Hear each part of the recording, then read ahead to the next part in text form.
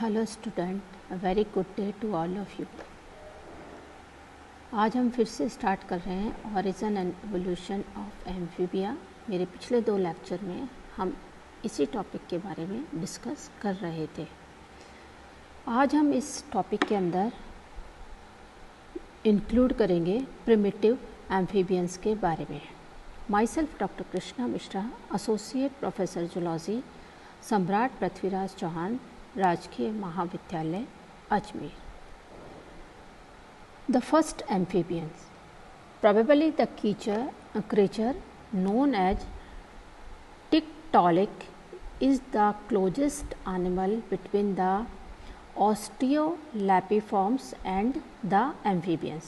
That means Tiktaalik जो था वो osteolapiforms और amphibians के बीच में जो उनकी कड़ी थी, कनेक्टिंग लिंक थी, वो टिक्टालिक था।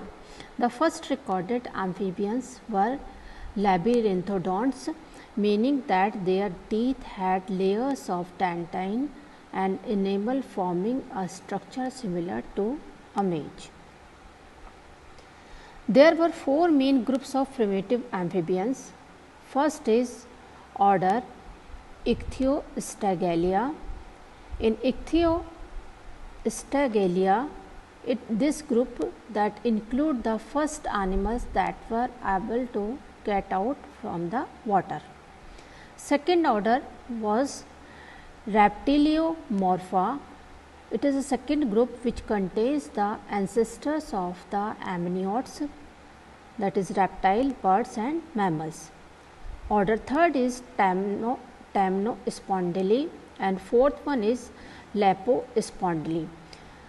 The Temnospondyli and Lepospondyle both group includes candidates to be the ancestors of modern amphibians. So we will start from the first order, that is the Ichthyostagalia. Here you can see in this picture the skeleton of the Ichthyostaga and Acanthostaga. They are the typical Ichthyostagalians. Ichthyostagalians, they were the first tetrapod to be able to leave the water. They were first tetrapod जिन्होंने कि water जो है उससे ये land पर आए. They appeared at the late Devonian period and they were big animals with large wide heads, short legs and an aquatic or semi-aquatic lifestyle. They probably were pretty clumsy on land. They moved around using mainly their muscular tail with rays similar to that of fish. Similar to current amphibians, the Ichthyostagalians, they presented a lateral line, that was the sensory organ that allowed fishes to detect vibration and movement under water, and they were able to breathe through their skin. They lost the cosmoid scales of their ancestors. इनमें cosmoid scales जो हैं वो ख़त्म हो गए थे.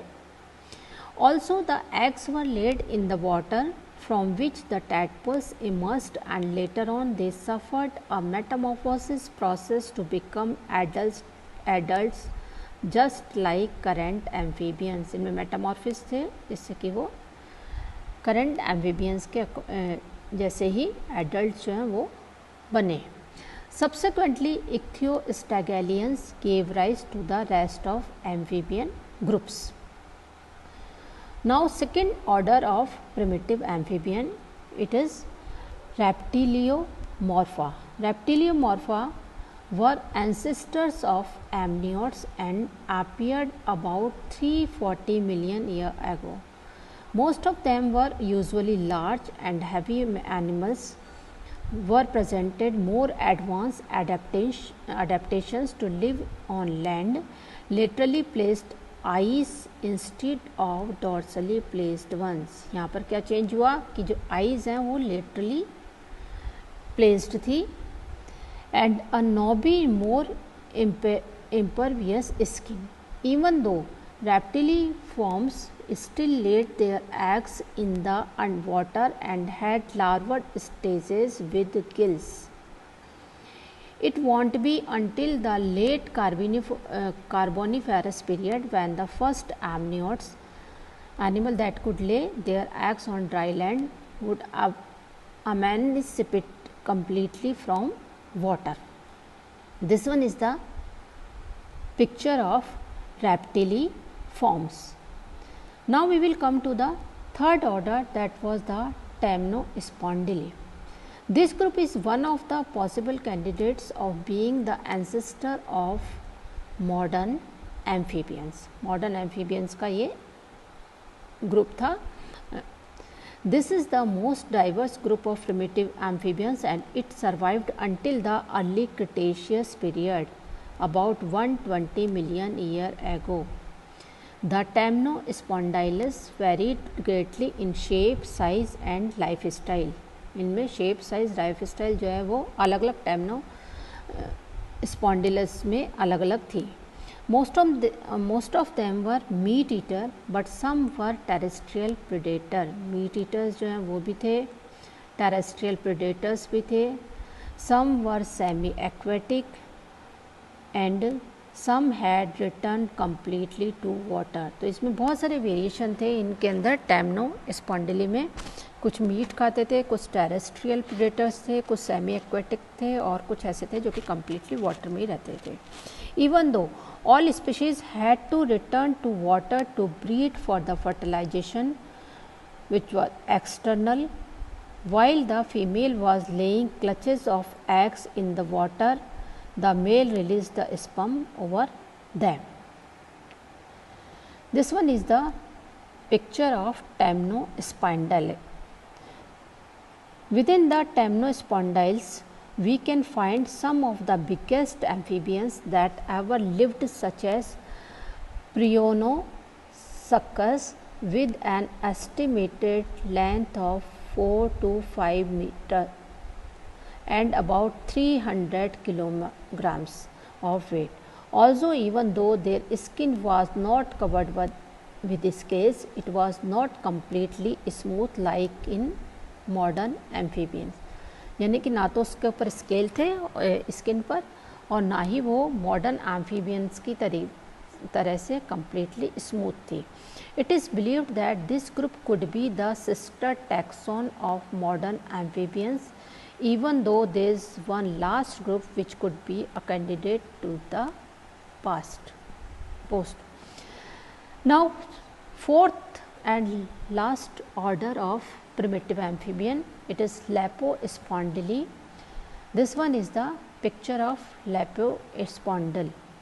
Lepospondylus were a small group of primitive animal which appeared at the early Carboniferous and disappeared at the late Permian. Even though Lepospondylus were not as numerous and smaller than Temnospondyls, they presented a wide range of body shapes and adaptations. ज़्यादा बड़ा group नहीं था, ये smaller group ही था, लेकिन फिर भी इसके अंदर बहुत सी डिफरेंट टाइप की, डिफरेंट रेंज की बॉडी शेप्स और अडेप्टेशंस इसके एनिमल्स के अंदर प्रेजेंट थी. The first Lepospondylus looked superficially like small lizards, but subsequently lots of group suffered processes of limb reduction or loss. The relationship of Lepospondylus with the rest of tetrapod is not very clear.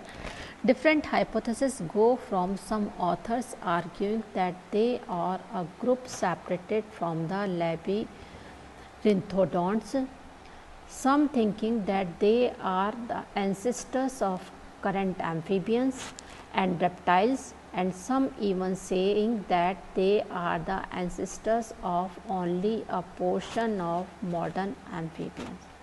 So, it was all about primitive amphibians. Thank you.